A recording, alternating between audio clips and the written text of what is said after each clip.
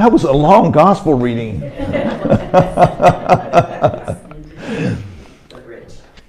But rich, but very rich. Well, the gospel story today is about this encounter between Jesus and the Samaritan woman. The first thing that strikes me about this story is the distance between Jesus and this woman. You know, some people we feel close to, and other people we feel a distance from.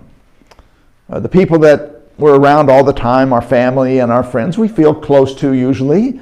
And the people we don't usually see, they're more distant. People who are farther away, there's a distance between us. I mean, that's only natural.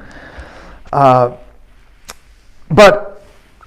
in the case of Jesus and the Samaritan woman, it seems like the distance between them is just enormous.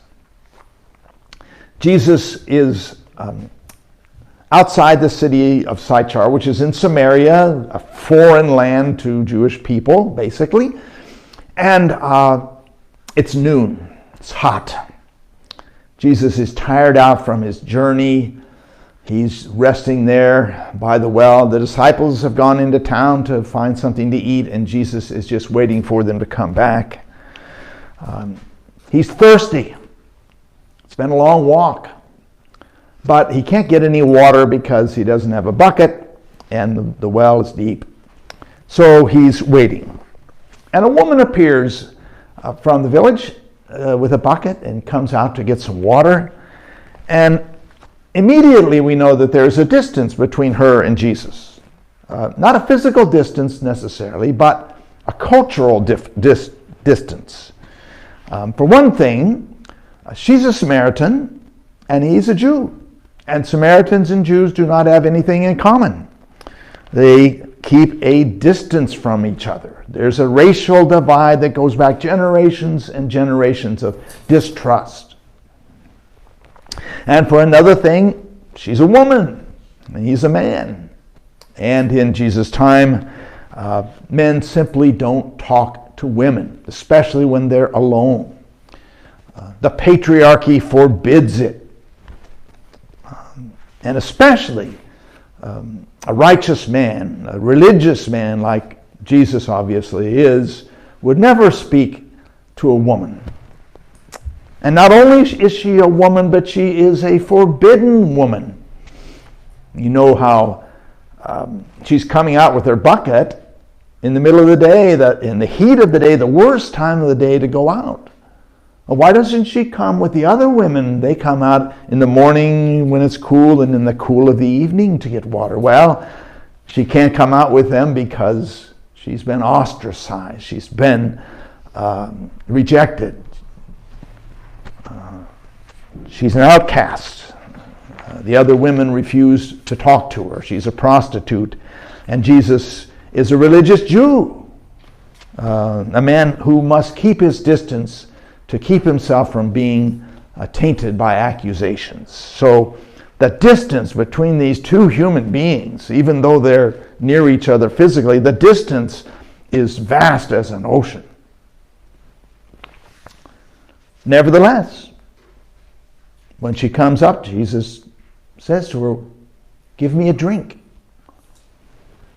Now you might think that's an ordinary request, but she's not used to that. She's used to being ignored and being cursed at and being rejected. And so she says, "Who do you think you are asking me for a drink of water? Aren't you too good to ask me for a drink of water?" And he goes on. He says, "If you knew who I am, you'd ask me for a drink of water, and I would give you living water." And she doesn't really understand what he's talking about. She thinks he's talking about a stream or a river or something that has water that's flowing. And so she says, "Where are you going to get this living water? You don't even have a bucket." And so he speaks to her gently. He says, "Everyone who drinks of this water will thirst again. But those who drink of the water that I will give them will never be thirsty. The water that I will give will become a spring of water gushing up to eternal life. So, as the readers, we know that Jesus is talking about spiritual things. He's talking about spiritual water, spiritual nourishment that he will give. But the woman doesn't know that. She takes him literally. And she says, well, give me this water. I don't want to have to keep coming back here every day to draw water. And so they seem to be at this distance from each other. They're talking past each other, not really speaking the same language. And then Jesus says, go call your husband and come back. She says, I have no husband, which is the honest truth. And Jesus says, you are right in saying you don't have a husband. You've had 5 husbands, and the man you have now is not your husband. And she feels seen through. She feels vulnerable. And she says, how did you know that? You must be a prophet. But you're a Jewish prophet. And the Jews are different from us. You Jews say that we must worship in Jerusalem, and we say we worship on this mountain. And Jesus says, that doesn't matter where you worship. What matters is that you worship God in spirit and in truth. And the woman is a little unsure of herself, so she says, well, I know that the Messiah is coming. I mean, the Messiah is something the Jews and Samaritans both have in common. They're both looking for a Messiah. And Jesus says to her, I am he. I am the Messiah. And the woman runs off to the village to tell everyone what she has heard. She says, come and see a man who told me everything about myself. He couldn't be the Messiah, could he? I mean, what a change. She has gone from being very distant from Jesus to feeling like he knows everything about her. She's not distant anymore. She feels known through and through. She feels loved and accepted and honored. The distance has been closed, and now she feels close to Jesus. And some people say that the woman at the well is the first evangelist, because she's the first person in the Bible to go and tell others about Jesus and bring them to Jesus. Before, she wasn't used to being treated like an equal. She wasn't used to being treated with respect and kindness. But that's what Jesus did for her. He opened himself up to her so that she could open herself up to him. And that closed the gap between them. We live in a world where it seems like people are, the distance between people is getting larger and larger. We don't interact with people anymore. We just see them on our screens and on social media. And people don't get together as much anymore in social groups and social settings. We're more separated, more isolated. We're more distant from each other. So how can we reduce the distance between us? How can we become closer to people? I think it has to start like Jesus did, by treating other people with respect and kindness and equality, by breaking down the barriers that are between us. Sometimes it happens just in small ways. You're standing in the line at the checkout counter at the grocery store, and you think, I ought to say something to the person in front of me. But then you think, oh no, they probably don't want to talk to a stranger. But studies show that when people are approached by strangers, they actually like it. It's just that we're all waiting for someone else to say something.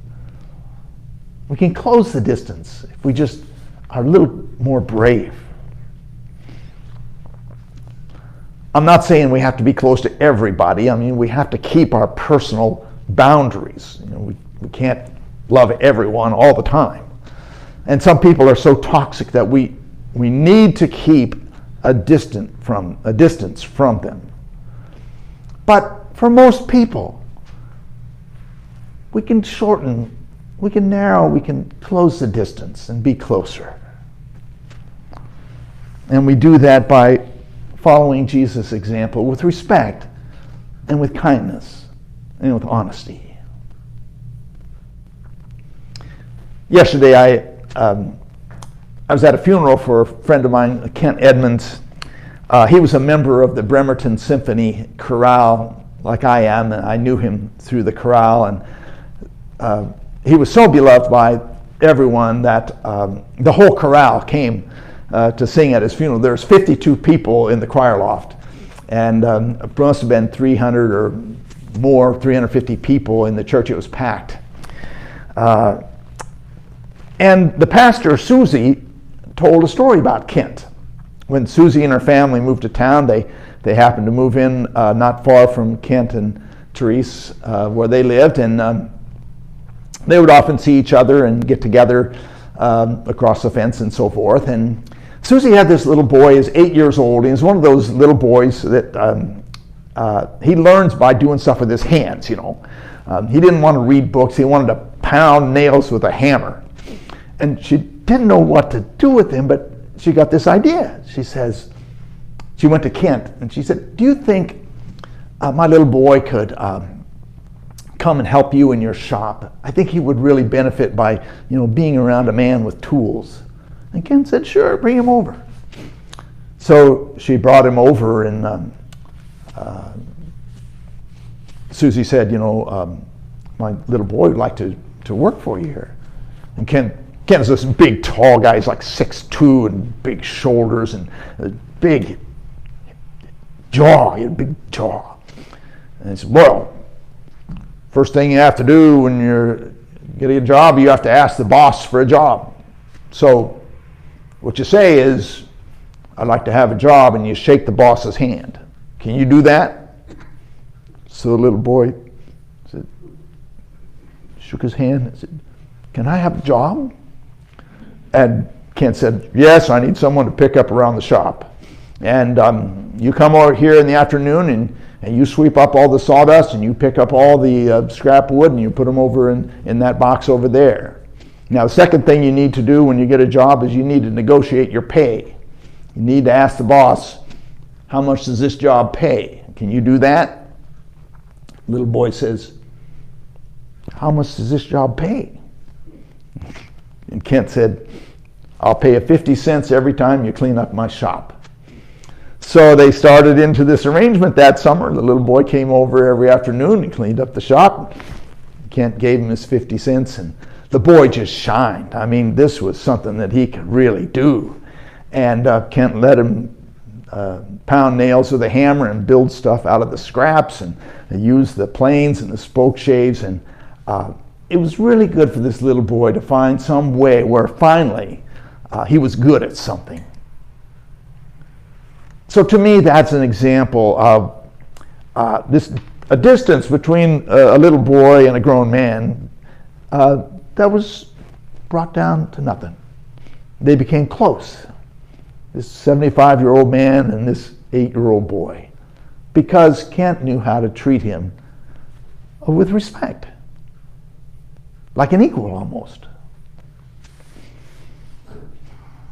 So I hope that we can learn from Jesus' example, and when we can, to narrow the distance between us and others.